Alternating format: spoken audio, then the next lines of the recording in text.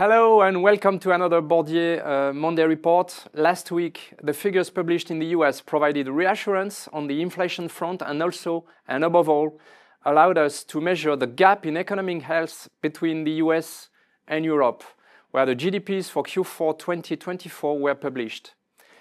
The US remained in good shape with growth of 0.4% over the quarter, driven by consumption, which is good news, in orange on the left chart, whereas Europe on the right is literally at a standstill, only 0.1% annualized growth with Germany, France and Italy in contraction.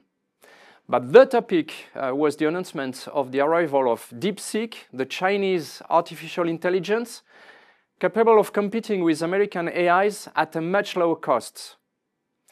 And it was DeepSeek that caused the US equities market to shrink by 1%, dragged down by the tech sector, almost minus 5%, with Nvidia down 16%.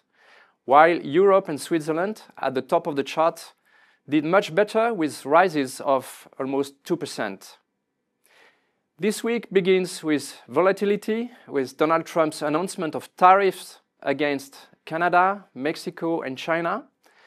We believe that this is a risk factor in the event of escalation for equities and high-yield bonds, but that these tariffs are also a massive negotiating weapon for Trump.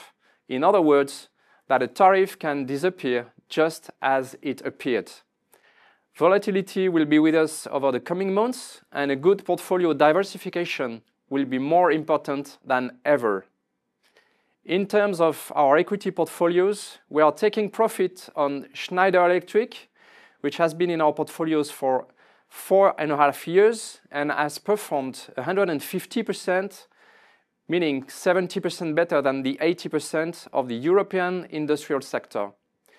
Our analysis of the DeepSeek case leads us to maintain our forecasts for investment in the AI capacity, particularly semiconductors over 2025 and 26, but it raises questions about the energy requirements of future AI models and poses a risk to one of the major sources of growth expected for Schneider in data center electrical equipment in the face of a demanding valuation.